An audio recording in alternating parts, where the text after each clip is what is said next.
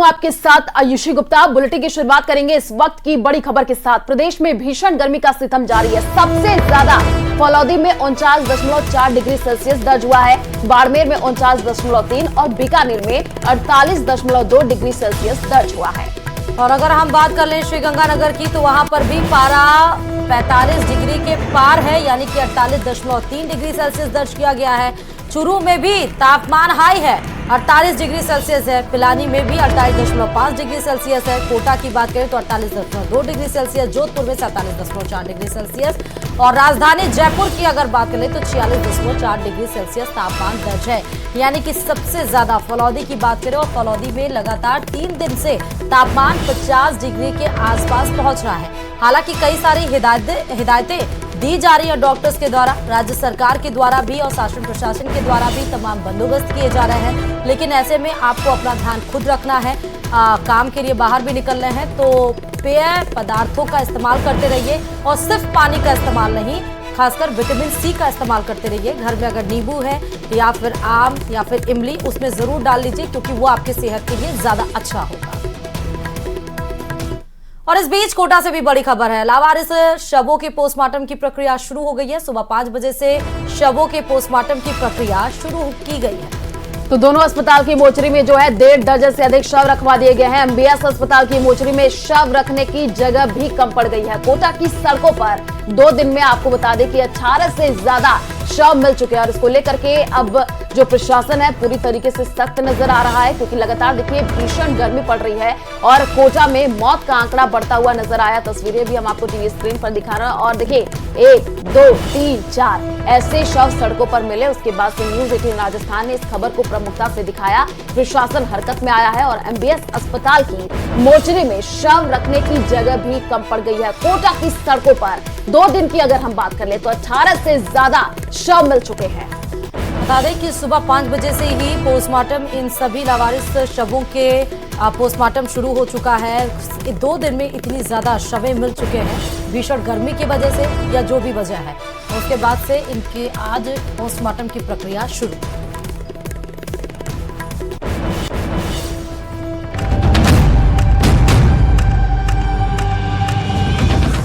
नौतपा में गर्मी से हाहाकार, हीट वेव का वार, पारा 47 के पार।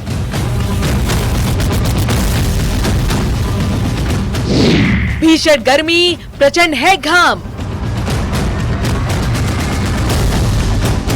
कोटा में गर्मी से कोहराम।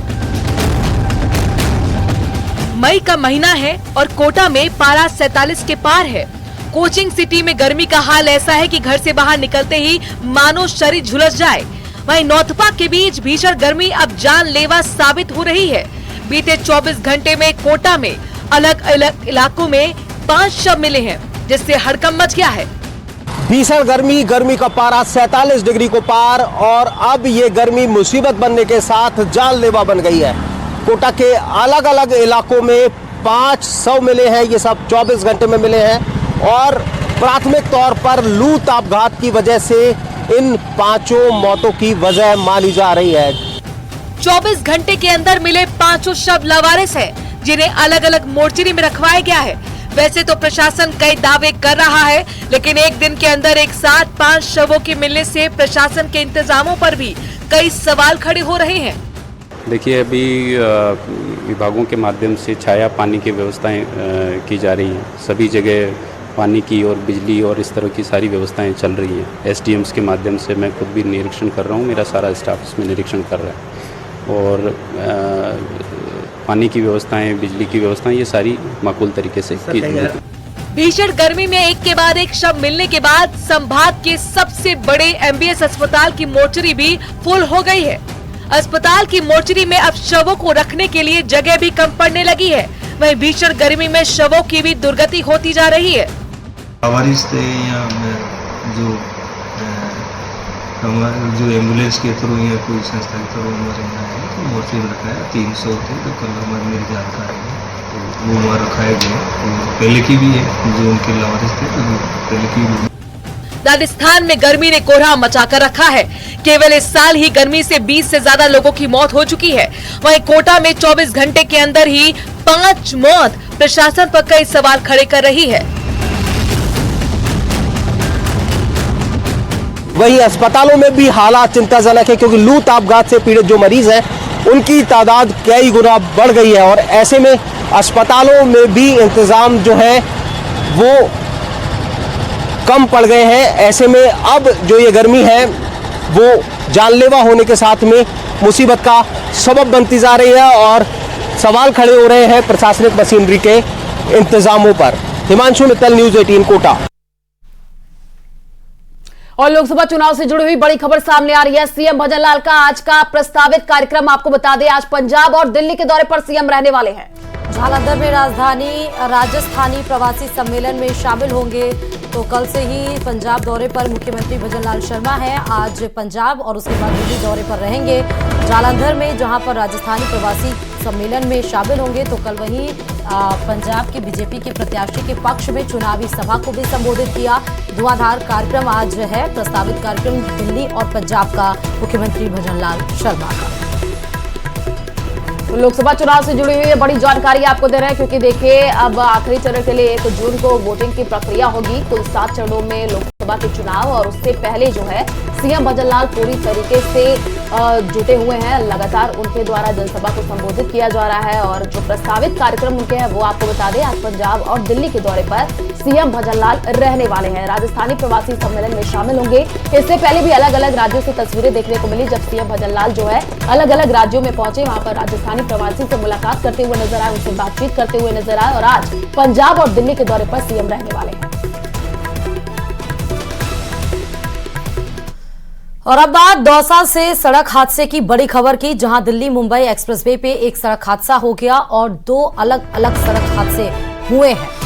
तो नांगल राजावतवान थाना क्षेत्र में दोनों हादसे हुए हैं और दोनों सड़क हादसों में 2 लोगों की मौत की सूचना मिली है और आगे चल रहे ट्रक को पीछे से कार ने टक्कर मारी है। हादसे में कार सवार एक व्यक्ति की मौत की सूचना है, दूसरा जो है वो गंभीर रूप से घायल हो गया है और 2 ट्रकों में आपस में ये टक्कर हुई है। आपको बता दें कि 2 ट्रकों की भिड़ंत में 1 लोगों की मौत की सूचना भी मिल रही है। तो दौसा से ये जानकारी, जहां पर दिल्ली मुंबई एक्सप्रेसवे पर यह बड़ा सड़क हादसा हुआ है, रफ्तार का कहर देखने को मिला है, जिसमें एक्सप्रेसवे पर 2 अलग अलग सड़क हादसे देखने को मिले हैं और 2 ट्रकों की भिड़ंत में 1 लोगों की मौत की सूचना है और 1 व्यक्ति जो है वो घायल बताया जा रहा है।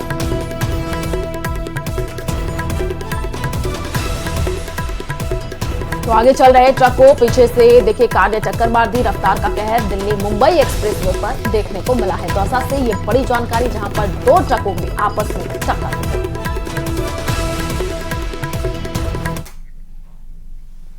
और राजस्थान में भजनलाल सरकार ओबीसी कोटे में मुस्लिम जातियों के आरक्षण की समीक्षा करने की तैयारी कर रही है।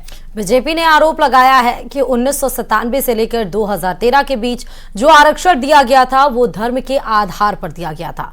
बीजेपी के इन आरोपों के बाद उसकी जांच के लिए उच्च स्तरीय कमेटी का गठन भी किया जाएगा।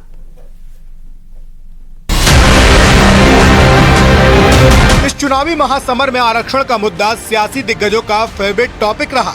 उत्तर से लेकर दक्षिण तक कहीं भी चुनावी सभा हुई तो किसी ने आरक्षण खत्म होने का दावा किया तो किसी ने आरक्षण का गलत इस्तेमाल होने का आरोप लगाया। अब राजस्थान में ओबीसी कोटे में मुस्लिमों की 14 जातियों को आरक्षण दिए जाने पर बवाल शुरू हो गया है। राजस्थान सरकार ने इस मामले में उच्च स्तरीय जाँच कराने की बात कही है। धर्म के आधार पर संविधान जिस चीज के लिए प्रोहिबिटेड है के मना करता है, संविधान के अंदर लिखा हुआ है, तो उसके आधार पर जो दिए गए वो गलत है। निश्चित ही जिन 14 कम्युनिटीज को मुस्लिम समाज की ओबीसी वर्ग का कोटा काट करके दिया गया, वो अलग से नहीं दिया लेकिन ओबीसी के अंदर शामिल किया गया है, तो उसकी भी आने वाले समय में निश्चित ही हमारे पास में कई शिकायतें आई है। शिकायतों को हम लोग एक बार सत्यापन करवा रहे हैं, विभाग भी सत्यापन करवा रहा है। आने वाले समय में देखते हैं, एक बार उच्च स्तरीय कमेटी की बिठाकर क्या होता है, आने वाले समय में देखेंगे। बीजेपी के इन आरोपों पर राजस्थान के पूर्व सीएम अशोक गहलोत ने सफाई दी। उन्होंने मुस्लिम जातियों को ओबीसी में आरक्षण जाट के साथ ओबीसी कमीशन की सिफारिश के आधार पर देने का दावा किया। जब जाटों को मिला, विष्णुओं को मिला, उस जमाने के अंदर जो ओबीसी जातियाँ थी, क्याम खानी सहित, सिंधी मुसलमान सहित, जो बैकवर्ड थी उनको मिला। सब मुसलमान को थोड़ी मिला। कोई ओबीसी में जो आ सकती थी कैटेगरी, उन्हीं को तो मिला है। इधर एआईएमआईएम ने आरोप लगाया कि भजनलाल सरकार ओबीसी आरक्षण में मुस्लिम जातियों को बाहर करने की योजना बनाकर तुष्टीकरण की राजनीति कर रही है।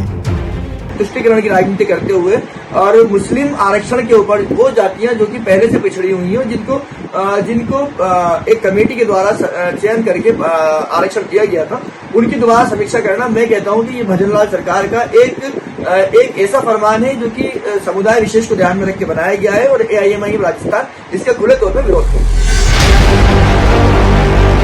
राजस्थान में ओबीसी को 21% आरक्षण है। 1999 में जाटों को ओबीसी में आरक्षण देने के केंद्र सरकार के फैसले के बाद अशोक गहलोत की सरकार ने जाटों के साथ मुस्लिमों की कई जातियों को भी ओबीसी में शामिल किया था और ये सिलसिला 2013 तक चलता रहा।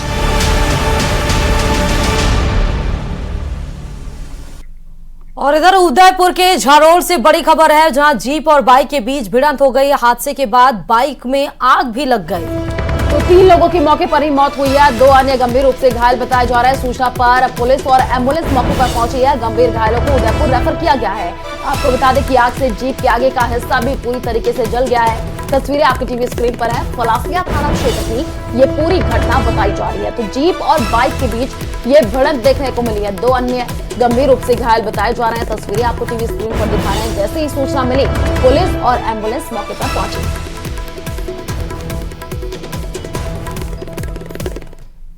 और जयपुर से बड़ी खबर सामने आ रही है। राजधानी में टोंक रोड से 1 साल का बालक गायब बताया जा रहा है। माता पिता ने जो है बच्चे के अपहरण की आशंका जताई है।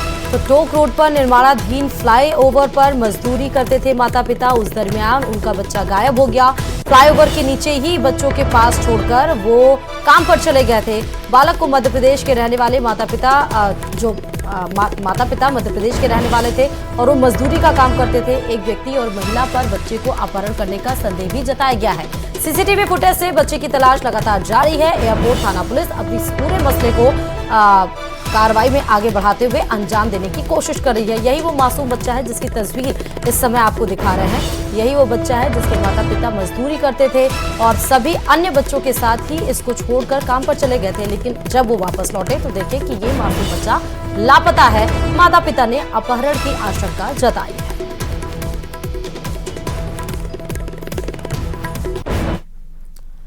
और खबरों में आगे बढ़ते बताते चलें कि सूबे के बाशिंदों के लिए पानी की कमी नहीं है। हर साल गर्मी बढ़ने के साथ ही लोग बूंद बूंद के लिए तरसते नजर आते हैं।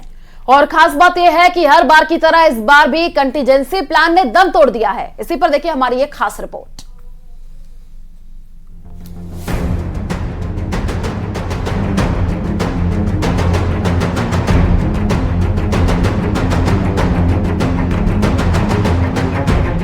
आसमान में सूर्य देव तप रहे हो, धरती जल रही हो, तन से पसीना बह रहा हो और हलक सूख रहा हो, तो पानी जिंदगी की सबसे बड़ी जरूरत नहीं, खुद जिंदगी महसूस होती है। तस्वीरें राजधानी जयपुर की हैं, जहां पानी की जबरदस्त किल्लत झेल रहे झोटवाड़ा के बाशिंदों ने जलदाय विभाग के आगे मटके फोड़ करके अपना विरोध जताया। राजधानी में जैसे जैसे गर्मी बढ़ी है वैसे वैसे पेयजल की समस्या बढ़ी है। इस वक्त हम झोटवाड़ा जलदाय विभाग के कार्यालय में है। यहाँ पर अब कांग्रेस ने पानी पर राजनीति शुरू कर दी है। पानी की किल्लत के बाद यहाँ पर जलदाय विभाग पर प्रदर्शन किया जा रहा है। यहाँ हम देख सकते हैं कि जो लोग आए हैं अपने हाथों में मटके लेकर के आए हैं और उन्होंने मटका फोड़ प्रदर्शन यहाँ पर प्रदर्शन किया है और उनका प्रदर्शन जारी है। उनकी मांग है कि जो पेयजल आपूर्ति है उसको नियमित किया जाए। घर घर पानी पहुंचाने वाले जलदाय विभाग के लचर रवैये और लापरवाही से आमजन त्रस्त और पस्त हो चुका है। तस्वीरें अलवर शहर की है, जहां पानी की समस्या से परेशान लोगों ने जलदाय विभाग के खिलाफ विरोध प्रदर्शन करके अपना आक्रोश जताया। बहुत ज्यादा पानी नहीं आने दे, खूब सबन के काम हो रहे हैं, फर्जी कनेक्शन हो रहा है। ये आगे वाले फर्जी कनेक्शन होगी सारे, कुछ भी करो कोई विभाग वालों को बताया। हाँ, सबको बताया। अलवर शहर में ही पानी की समस्या झेल रहे वार्ड नंबर 22 के लोगों ने गायत्री मंदिर रोड जाम कर दिया, जिसकी सूचना पर पुलिस प्रशासन और जलदाय विभाग के अधिकारी मौके पर पहुंचे। समझाइश कर महिलाओं से जाम खुलवाया। स्थानीय महिला नीना देवी ने बताया 2 महीने से पानी के लिए हम वार्डवासी तरस रहे हैं। 22 नंबर वार्ड हैगा, हमको 2 महीने हो गए डोलते रोज वाटर लग जाता है। कभी कहते टैंकर भेज रहे, कभी कहते वो भेज रहे, पर अभी तक कोई सोल्यूशन नहीं है हमारा। और मोहल्ले ने शिकायत करी, इनको ये खड्डा खोदना आगे लग देनी चाहिए। लोग हमारी समस्या के लिए सुन रहे हैं ये लोग। भीषण गर्मी के दौर में सीकर शहर में भी पीने की पानी की किल्लत बढ़ती जा रही है। शहर के कई इलाकों में पिछले काफी दिनों से पानी नहीं आने से लोगों के सब्र का बांध टूटने लगा है। पुरानी नगर परिषद एक्सलेंस स्कूल के पास मोहना लील ग्राम में काफ़ी समय से पानी नहीं आ रहा, ना मीठा पानी आ रहा है, ना ट्यूबवेल का पानी आ रहा है। वैसे तो पानी की किल्लत के कई कारण हो सकते हैं, लेकिन एक कारण अधिकारियों की लापरवाही भी है। गर्मियों में पेयजल की किल्लत को दूर करने के लिए सरकार ने जलदाय विभाग और कलेक्टरों को 175 करोड़ रुपए का समर कंटीजेंसी प्लान दिया था। इस प्लान के तहत कुल 630 कंटीजेंसी वर्क होने थे। इनमें से केवल 130 कार्य ही पूरे हो पाए हैं, यानी समर कंटीजेंसी प्लान के 80% कार्य अभी तक नहीं हो सके हैं, जिसकी कीमत आम जनता चुका रही है। Bureau report, news 18 Rajasthan.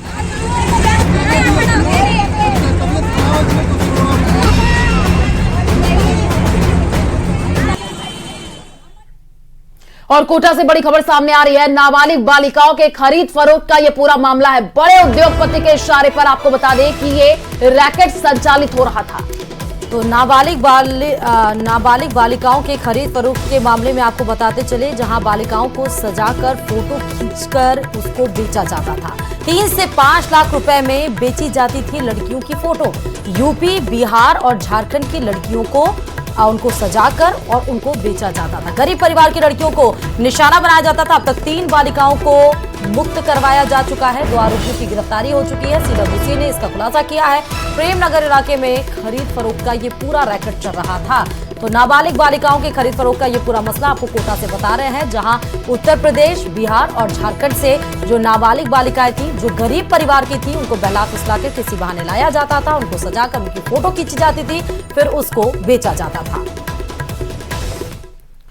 और प्रदेश में हीट वेव ने हाहाकार मचा रखा है। बिजली और गर्मी और पानी से लोगों का बुरा हाल है।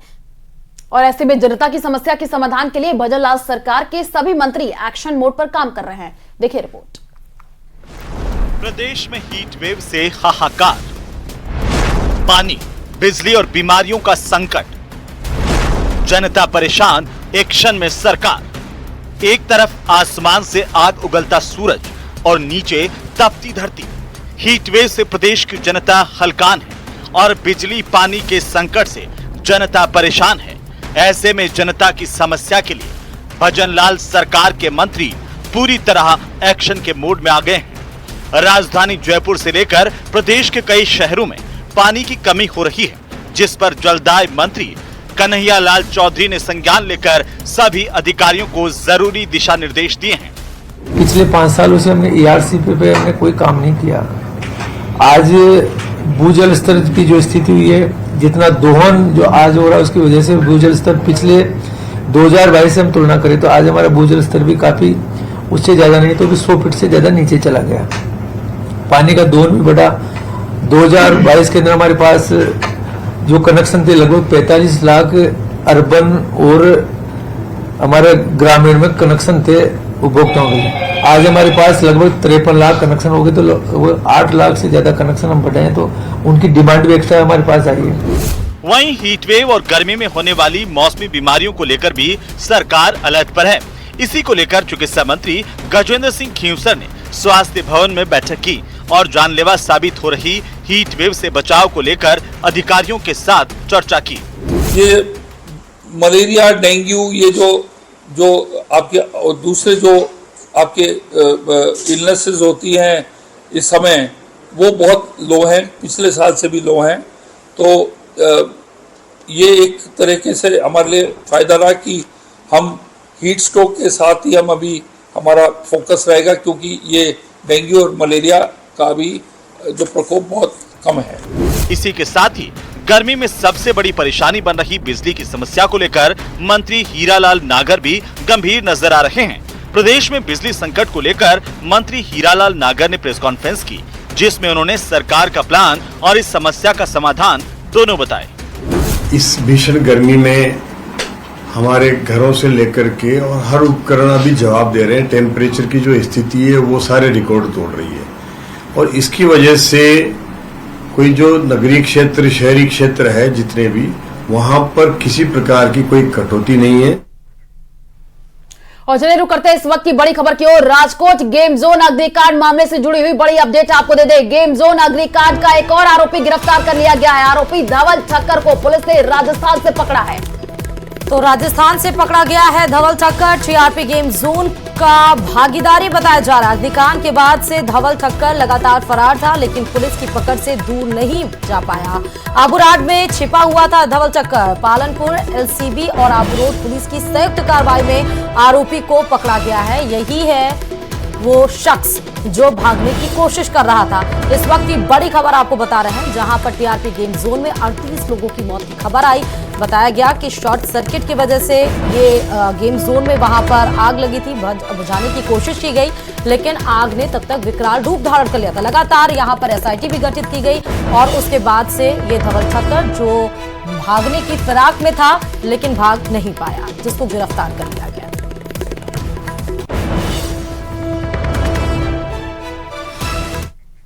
और अब चलिए